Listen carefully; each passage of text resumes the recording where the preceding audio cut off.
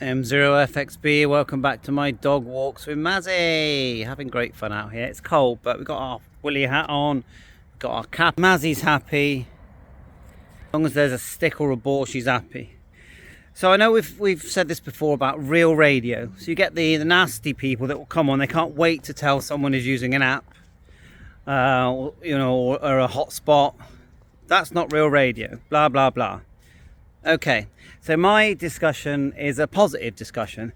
So what if you've got, and I've been testing one today, and there are several available actually, an Android phone, like if you would have heard of the R-Finder device, and more recently the unified radios. So an Android device that has a radio module in it, so it has a small radio built into it, a bit like a Bofong but smaller, I would say, built into the same case. So you'll find that these phones will be quite big because inside them they've got a radio and they've got an Android phone.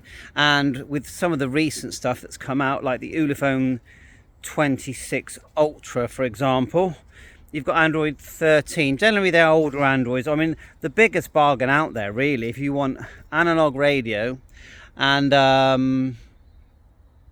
just 70 centimeter analog and Android, it's like Android 7 or something, is the W5 network radio, because you can get them for about £130, and it will do, it is a phone as well, a normal phone. You do put a SIM card in it, and and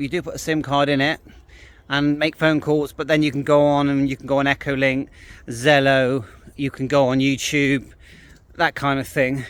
So when people say, well, that's not real radio, but what happens if you've got a radio built into an Android device, yeah, and so you use the radio on a repeater or simplex, which means person to person, you're having a chat, but you're holding an Android phone effectively, then is it real radio? Because who decides what is real radio? I mean, Wi-Fi. Right now I'm using a 4G signal, and that's transmitting and receiving to a mast on a hill. 5G is just lots of little 5G antennas close together, so they don't have to spend millions and millions of pounds on a massive antenna on a hill with all the grounding. They can just put them on all the lampposts. That's what 5G effectively is, in my opinion. It's clever, really clever system. So 5G is radio, Wi-Fi is radio. Don't tend to do communication via Bluetooth, that's more of a data thing, but it's a signal flying through the air. If it's a signal flying through the air, it's radio. So when a person says to you, that's not real radio, who are they to know and decide what is real radio? We're born with the physics of the planet Earth and the universe, which, as you know, is electricity is literally part of every single thing that functions, whether it's the cells in our body, our brain, or whether we're in galactic space on Star Wars with R2-D2 sort of thing.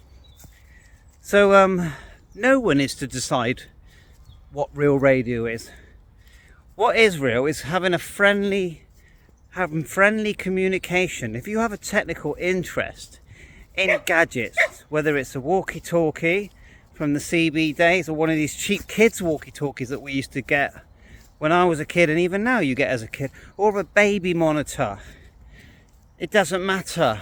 If you use it and it's useful, if it's a good tool, if it's your thing where you just like listening to the CB and chatting to people via radio waves instead of using nowadays a phone. But back in the 80s, it was really nice that we could talk to our friends without having to phone them, because the phone bill wasn't cheap and you had to go to a phone box and dial and call people. So when you could buy this thing at home, which looked really techy, put it on a table with a Maggie Mount and a biscuit tin, and you could chat to your mate up the road. And when it first came out, of course, it was booming, so everyone got one. That is a hobby, like fishing. You don't go fishing without your bait and your fishing rod. So to all the people that have ever said that's not real radio, you're just being rude and looking for an argument. Bye for now.